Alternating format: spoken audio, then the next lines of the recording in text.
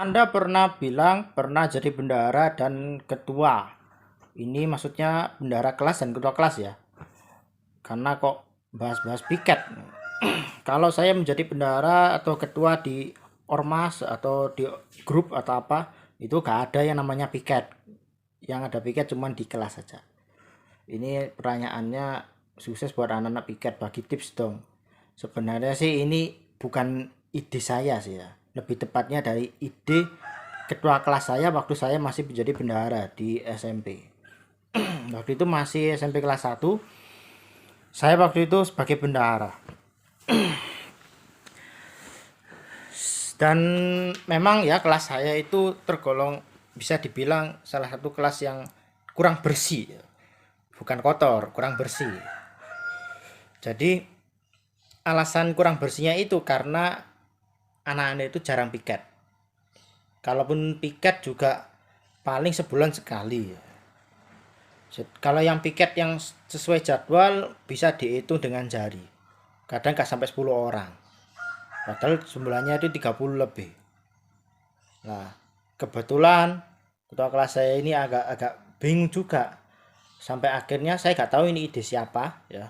Menemukan ide agar melakukan piket setiap pulang sekolah atau di berangkat sekolah. Tapi memang rata-rata lebih memilih pulang sekolah. Karena apa? Karena kalau berangkat pagi itu memang rata-rata agak susah. Lebih enak kalau pulang. Kalau pulang kan bawa pulang ke sore ya sudah lah. Nah. Dan langkah ini berhasil. Apalagi waktu itu juga ada denda kelasnya juga. Dendanya kalau nggak salah waktu itu, kalau waktu saya jadi bendahara ya di SMP, 5.000 atau 10.000 saya lupa ya. Dan memang berhasil menekan, mungkin yang jarang piket cuma 3 orang atau 2 orang. Padahal sebelumnya hampir sekelas gak piket. Ketua kelas saya walaupun tidak ada di jadwal tapi setiap hari selalu piket. Itu luar biasa.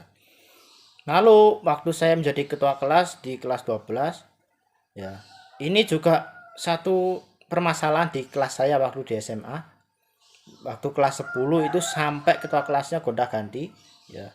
Karena masalah menangani ini piket ini agak susah. Ya, sampai akhirnya di kelas 12 saya baru melakukan ide karena saya ketuanya. Nah, kalau saya melakukan ide waktu saya jadi anggota, nanti ide saya diklaim sama yang pengurus yang lama lah. Nah, makanya waktu saya jadi ketua saya menyampaikan, yaudah piket saya batasi sampai istirahat pertama atau sepulang sekolah di hari sebelumnya. Intinya harus ada yang mengetahui, baik pengurus kelas atau sesi kebersihan. Jadi untuk piket itu waktu di SMA, sesi kebersihan, sesi ketertiban itu dan bendahara kelas itu harus kerjasama supaya semuanya bisa piket. Alhamdulillah yang dari kelas 10 sampai kelas 11 itu yang gak pernah piket, di kelas 12-nya rajin piket lah sesuai jadwal. Memang agak-agak sulit ya, apalagi kalau rumahnya jauh-jauhan. Sama seperti saya waktu di SMP juga rata-rata rumahnya agak-agak lumayan lah, lumayan jauh di luar kecamatan.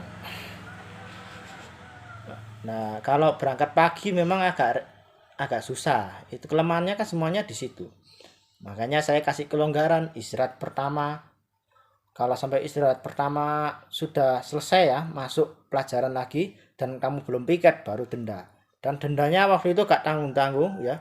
Waktu rapatnya itu mintanya 10.000, saya tulis di papan 60.000. Nah, kalau 60.000 kan enak loh. Kasnya semakin banyak. Tapi alhamdulillah tidak pernah ada yang sampai denda 60.000 itu ya, belum pernah. Alhamdulillah. Karena apa? Karena semuanya piket. Kalaupun gak piket paling gak masuk. Oke, jadi itu tipsnya. Intinya kita bisa menyesuaikan ya. Kalau memang anak-anak kelasnya itu rumahnya jauh-jauh, kalau mau berangkat pagi juga agak sulit, kalau mau pulang kesorean juga nanti sampai rumah malam, ya itu solusinya. Ya udah piket di jam istirahat pertama. Intinya satu hal, dia piket itu aja. Oke.